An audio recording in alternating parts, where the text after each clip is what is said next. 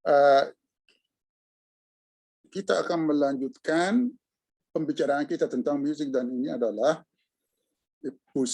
episode yang ketiga. Di episode yang kemarin kita sudah membicarakan tentang gamelan dan arti musik dalam budaya Jawa dan Sunda. Sekarang kita akan melihat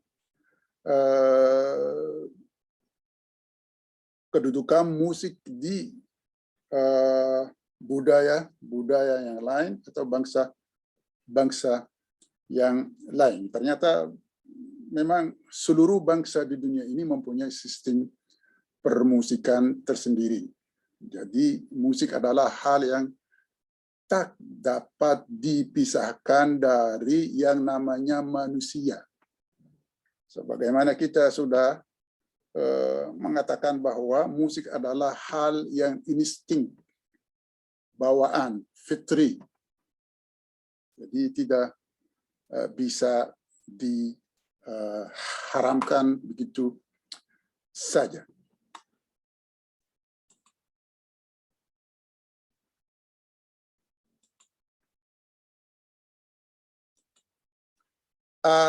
Ini kita melihat beberapa alat musik yang ada di Timur Tengah dan di Arab.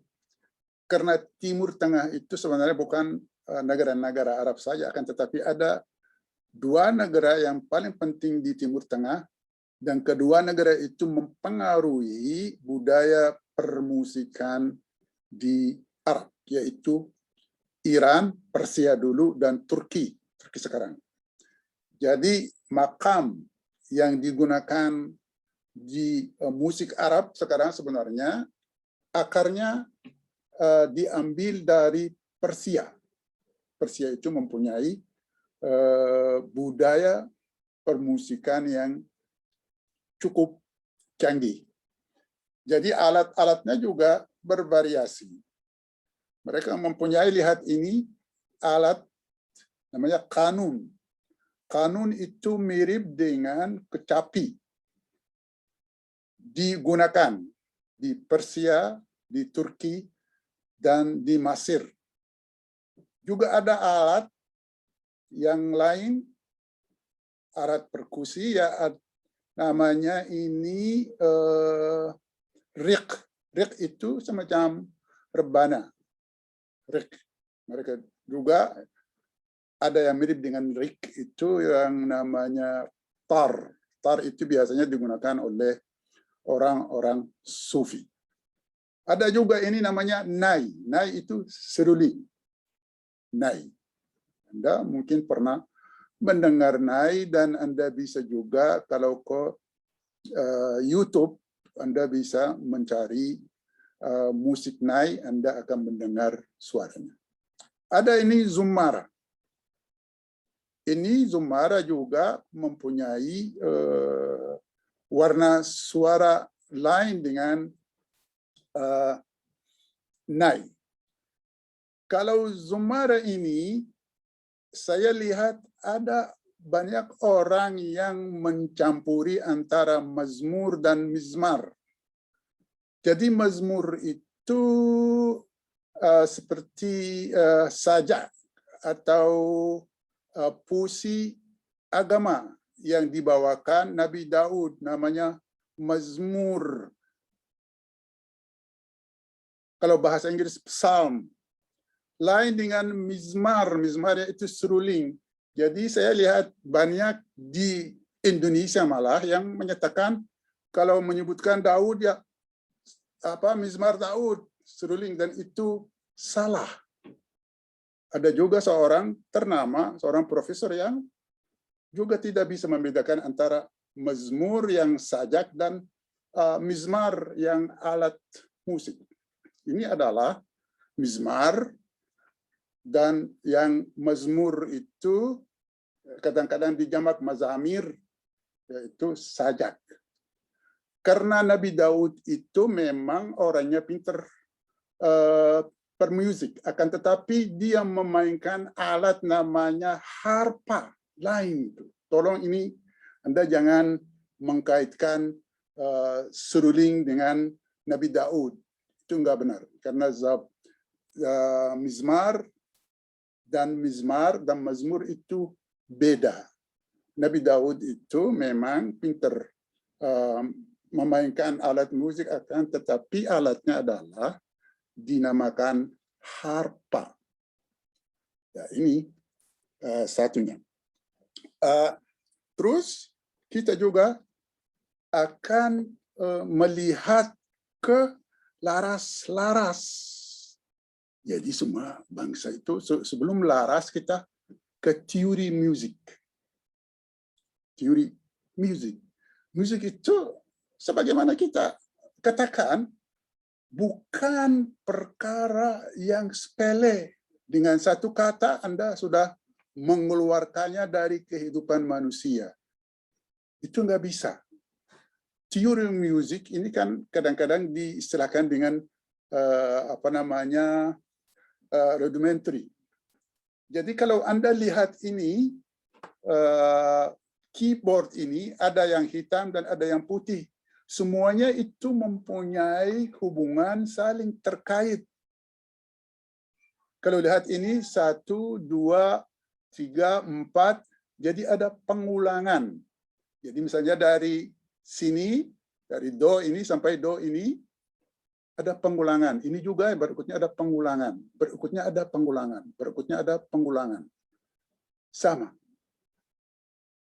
Ini ada hubungan logis antara hitam dan putih. Jaraknya juga diukur sedemikian rupa sehingga menjadi hal yang enak didengar. Akan tetapi juga kalau kita terkadang mempunyai misalnya gabungan suara antara berdekatan, bisa tidak enak. Misalnya kalau ini sama ini digabungkan enggak enak, tapi kalau ini dengan ini kalau digabungkan, kalau Anda mendengarkannya enak. Jadi ada hubungan dalam yang logis, yaitu teori musik, dan ada banyak yang kita dapat katakan tentang teori musik, akan tetapi ini bukan tempatnya, karena ini memang suatu bidang yang sangat luas. Ada buku-bukunya banyak, malah ada buku yang sangat gede tentang teori musik. Di situ masuk harmoni, di situ masuk jarak antara nada ke nada yang lain, di situ juga masuk ritme dan lain-lain. Jadi semuanya termasuk musik teori. Musik teori memang ini datang dari barat, akan tetapi juga teori musik juga ada di bangsa-bangsa yang lain. Ada bangsa-bangsa yang lain juga mempunyai sistem pemusikan yang berbeda dengan yang digunakan di barat. Marilah kita melihat teori-teori musik atau laras-laras musik di bangsa-bangsa yang lain. Tapi sebelumnya, ada yang diistilahkan dengan zygonic theory. Ini penting.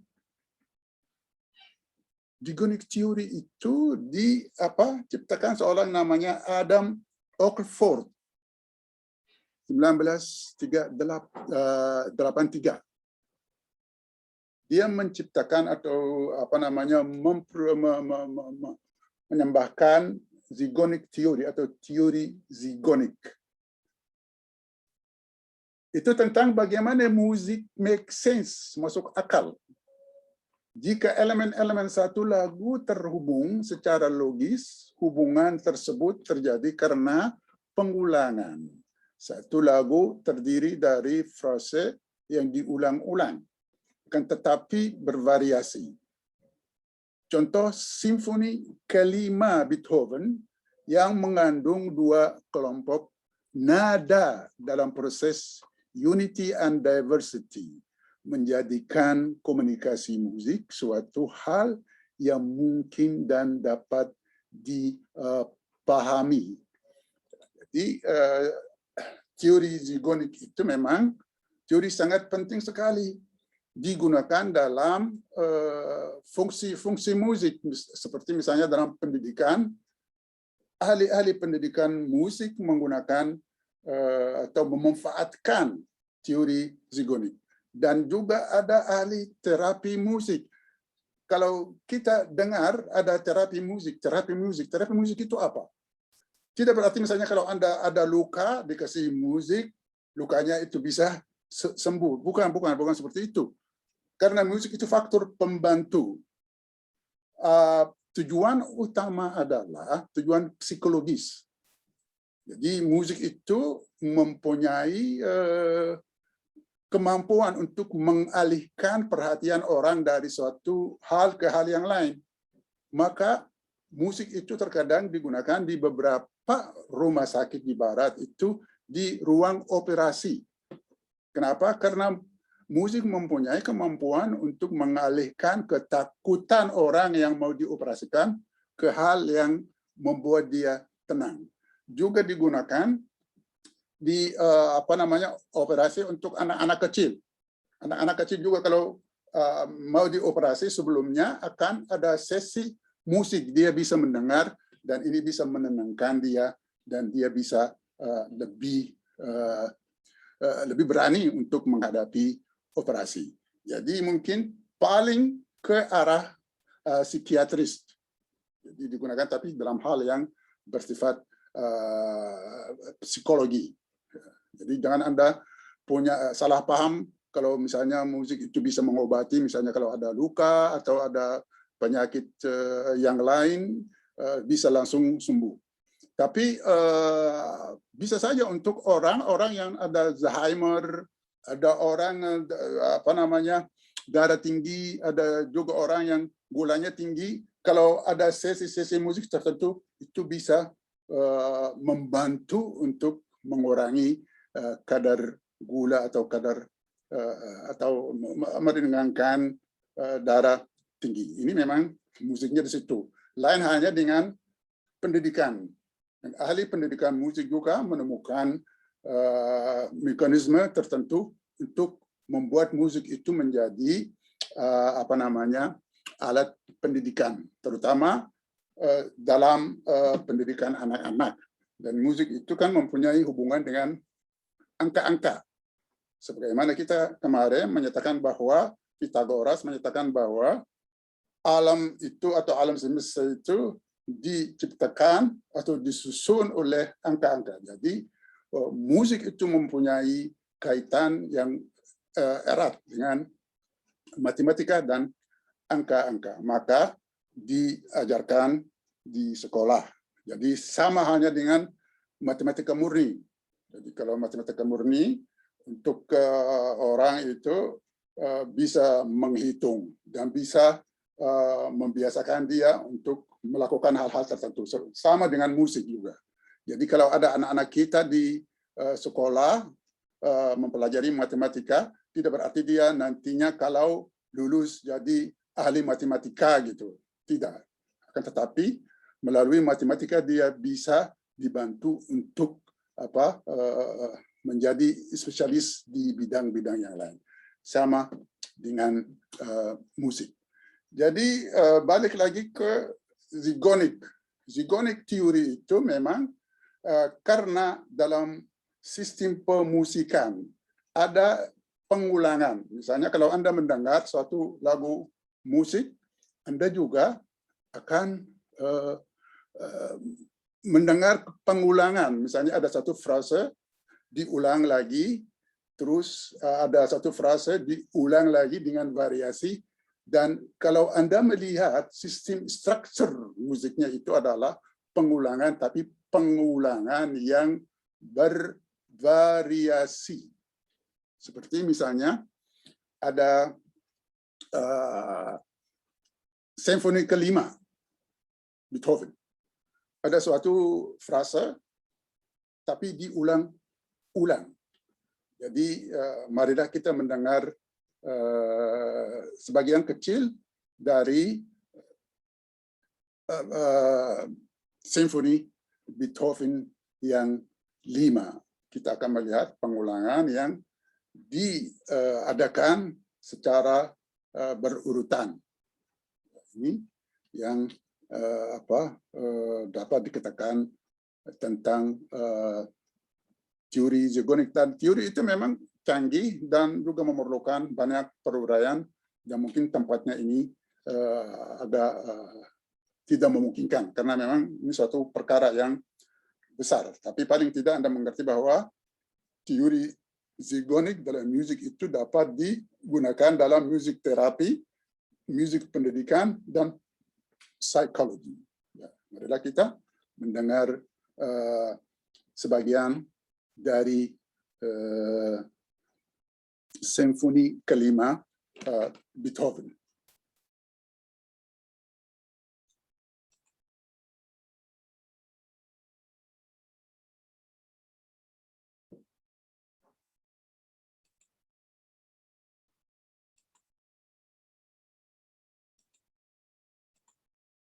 Ini yang diulang-ulang. Misalnya, kalau dilihat, ini tulisan musik, saya tidak mau Anda bingung dengan tulisan ini, tapi Anda sudah mendengarkannya, dan paling tidak, misalnya kalau dalam simfoni kelima itu, ini pembukaan. Pembukaannya, misalnya,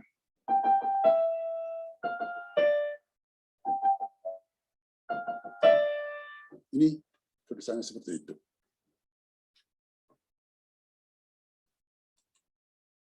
Lalu kita akan membandingkan antara musik dan bahasa. Memang kedua-duanya itu digunakan untuk komunikasi, akan tetapi mekanismenya dan caranya berbeda. Ini kalau kita melihat proses bahasa atau proses komunikasi dalam bahasa. Jadi dalam bahasa itu ada yang namanya objektif korelatif. Ya. Objektif korelatif, hubungan yang saling terkait yang bersifat objektif. Hubungan korelatif itu hubungan yang saling terkait secara objektif. Seperti apa? Ada objek, itu benda-benda, situasi, dan events in the outside world, dan kejadian-kejadian di dunia luar. Terus ini semuanya berujung ke manners of representation. Jadi cara bagaimana kita mempresentasikan atau menyampaikan bahasa itu. Jadi apa contohnya seperti metafor atau misalnya kalau dalam bahasa Arab ada balagha, ada alokansi, ada majaz, ada ista'ara, ada tashbih, dan lain-lain sebagainya. Ini cara bagaimana kita menyampaikan bahasa. Ujungnya juga ke mana? Sounding qualities. Jadi kualitas suara. Seperti apa? Reim itu memang dalam puisi, kalau kita melihat ada bait, dua bait, jadi huruf terakhir dari satu bait dengan huruf terakhir dan bait yang berikutnya adalah sama. Seperti misalnya as-sayfu asdaqu anba' min al-kutubi fi haddihi al-haddu bain al-jaddi wal-la'ibi. Kan huruf ba itu diulang. Dan juga ada asonansi. Asonansi itu memang juga dalam puisi juga pengulangan huruf hidup ke kata yang berikutnya. Misalnya satu kata, ada kata berikutnya, ada huruf hidup, kita mengulang huruf hidup itu. Misalnya larut, marut, itu. O itu diulangi di kata yang berikutnya. Atau misalnya dalam bahasa Inggris, the crumble thunder. Jadi kita mengulang huruf U atau huruf U, ya, bahasa Inggris. Ini paling tidak tentang proses bahasa dalam komunikasi, dan akhirnya juga akan berujung kemana? Ke structures including syntax form. Jadi ini juga kita tidak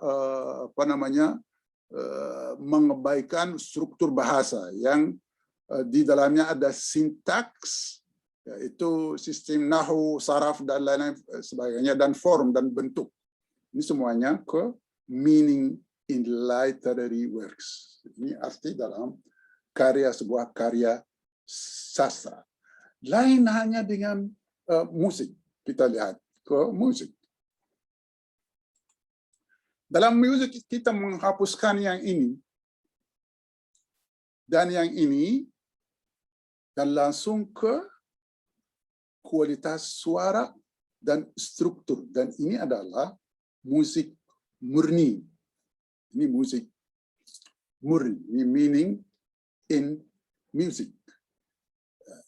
Tapi itu tidak berarti musik itu terlepas dari hal-hal yang lain. Akan tetapi kalau kita ke musik murni yang digunakan dalam pendidikan dan pengobatan adalah sounding quality, kualitas suara dan struktur, itu yang digunakan.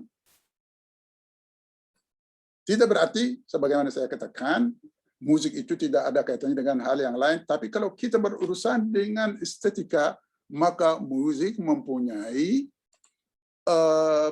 kedudukan yang lain. Saya tidak ingin Anda pusing, akan tetapi ini menggambarkan bahwa musik itu juga terkait dengan hal-hal yang lain, dengan dunia luar, dengan hubungan orang pendengar dengan orang membawa musik itu sendiri, dan juga dengan pengalaman yang pernah kita alami dan digabungkan dengan keadaan kita mendengar sekarang. Dan ini semuanya juga terkait dengan musik yang ujungnya akhirnya ke aesthetic response. Jadi ada hal-hal yang terkait dengan estetika.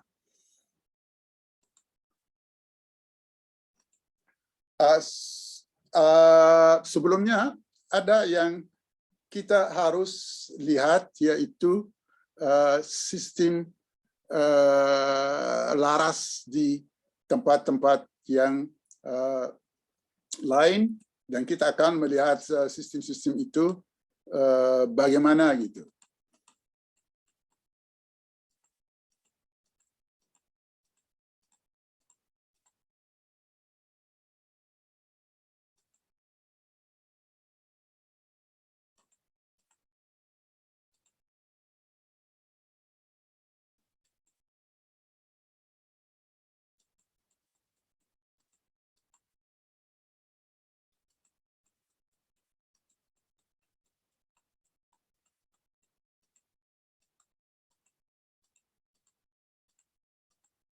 Ya, ini sistem laras musik di bangsa yang lain. Misalnya ini ada diatonik, ini gambarnya seperti ini. Ini ada musik Arab yang makam seperti ini. Ini ada musik Sunda dan ada laras musik Ethiopia. Kita akan mendengar laras-laras musik ketiga atau keempat budaya tersebut, dan cukup sampai di sini, dan kita akan bertemu di episode yang akan datang. Assalamualaikum.